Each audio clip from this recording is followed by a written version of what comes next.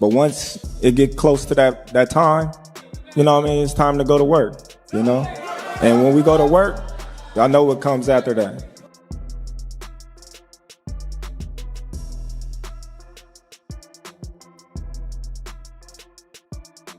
Well, I see their weakness. That's what I do. You know, we broke the code with with Loma that nobody had ever done.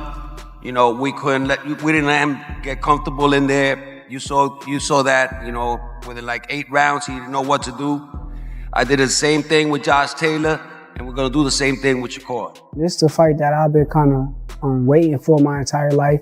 I didn't have to make this fight. This fight, I could have just stayed at 135 pounds, sat comfortable at 35. I don't feel like no fighter at 135 can beat me. I made this fight happen because I know Teo is one of the guys at 140. Tensions rose at the press conference when Terence Crawford lost his composure and got into a heated exchange with Teofimo Lopez Sr. during the confrontation.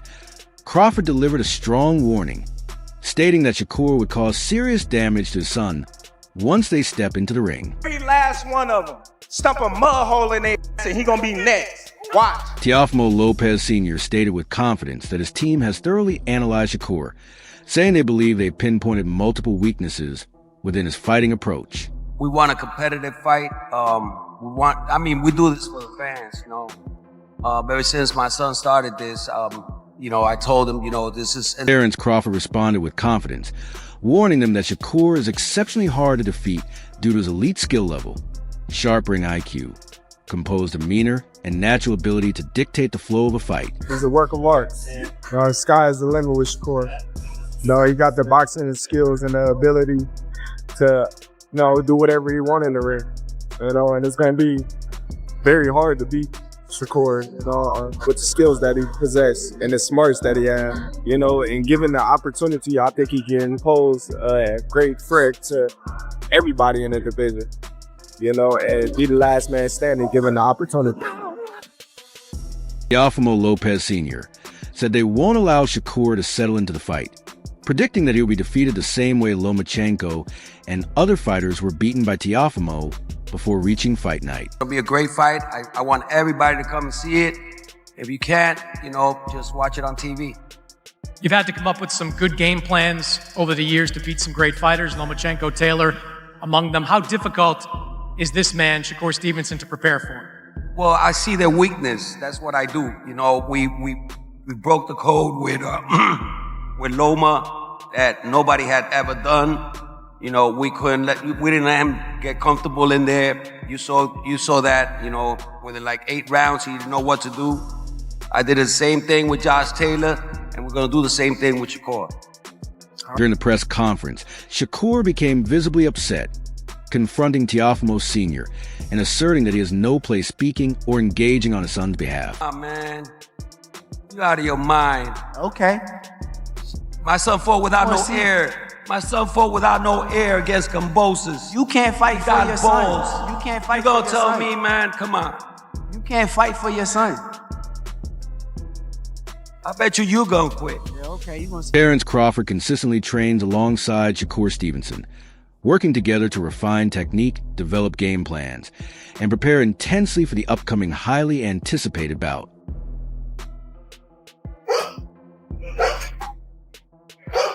I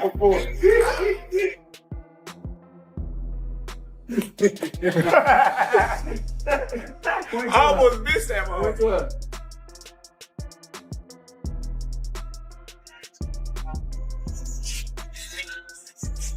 There you go. There you go. There you go. There you go. There you go. God damn. There you go, bro. He trying to run me into the wall. Y'all didn't see that? He's trying to... Man, I performed. You know that?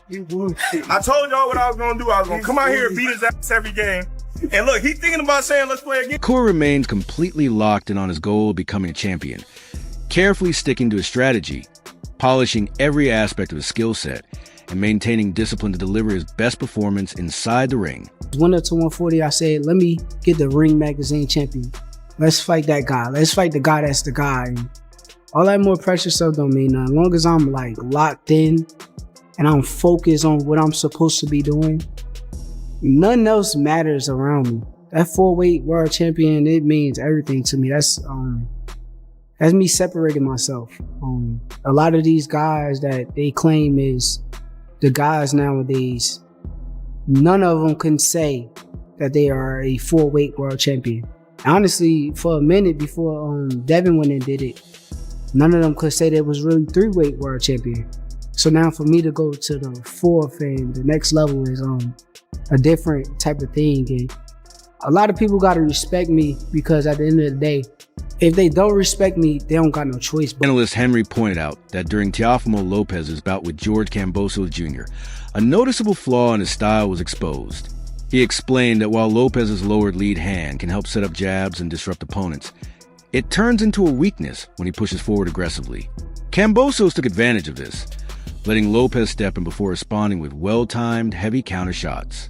Teofimo Lopez has a bit of an issue. It's something that it's not always an issue, but it's something that certain fighters can turn into a weakness for him, and it's something that is a weakness for him when he fights the way he did in this fight. And that is the low lead hand that he has. It's great when you are trying to set things up. It can be really good when you're jabbing because it's out of your opponent's eye line very often. They can't see it coming.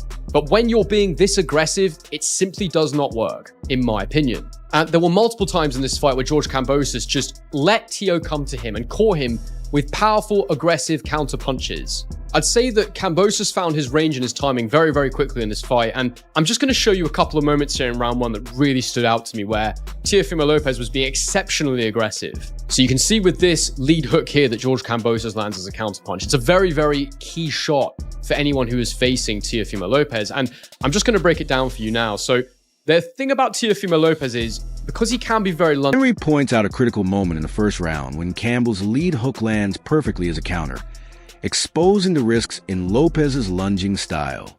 Lopez frequently steps forward to load his front foot, then advances with a pendulum-like motion, creating wide stances and low guard. Even with his chin tucked, this posture affects his balance and leaves openings. Kambosos capitalizes on it skillfully, delivering a checking left hook, retreating, and later following up with a strong overhand right that shakes Lopez and causes visible concern in his corner.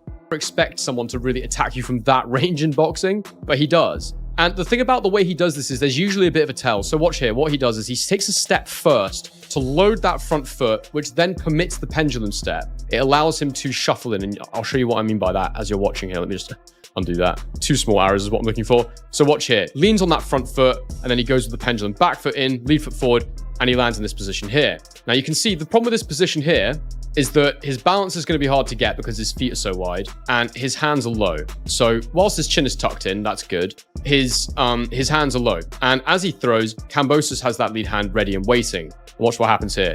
He quickly leans back, he fires that check left hook, and he gets out. Beautiful work. Now, the other moment that we need to see from this one is probably the most dramatic moment of his career, where he landed an absolutely huge counter overhand right. And it definitely shocked Teofimo Lopez. It was what caused all the panic in the corner. I don't think he thought he could. Regis Prograde believes Shakur Stevenson holds both a mental and technical edge over Teofimo Lopez. While he acknowledges Lopez's athletic gifts, he stresses that raw talent alone isn't enough at the top level. According to Prograde, Lopez can show bursts of brilliance, but often struggles to maintain focus throughout a fight. In contrast, Stevenson enters each bout with a clear plan, patience, and discipline, making him hard to outmaneuver. Prograde also notes Stevenson's mental resilience. He stays composed under pressure, adjusts quickly to his opponent's tactics, and avoids unnecessary risks. Lopez, by comparison, can get frustrated or overly aggressive, leaving openings for counters and mistakes. This blend of tactical awareness, composure, and technical skill gives Stevenson a clear advantage, indicating that while Lopez's physical tools, Stevenson's fight intelligence and mental toughness could ultimately determine the winner. Lopez and Shakur Stevenson, that definitely makes sense. Who do you think is going to win that fight? I got Shakur for sure. Shakur. Do you think he wins this comfortably, or do you think it'll be a close fight? I think he wins it comfortably, yeah. I think he wins it comfortably. I think, Shakur, I think the thing is about Teo is very good athletically, but he's weak-minded. You can see in some fights he's struggling. Teo does struggle. Now he does come up for big fights. Lomachenko, he came up. Josh Taylor, he came up. But a lot of fights, man, he struggles in. You know, he does struggle on a whole lot of fights and stuff. Like, I think he looked good. Yeah, he looked good against Barboza. But like I said, for the most part, Teo does struggle. And I think he struggles mentally with a lot of things. But I think with Shakur, I think Shakur's going to break him. I think maybe the first two or three rounds, it might be a close fight. You know, it might be close. It might be 2-1 or something like that. But then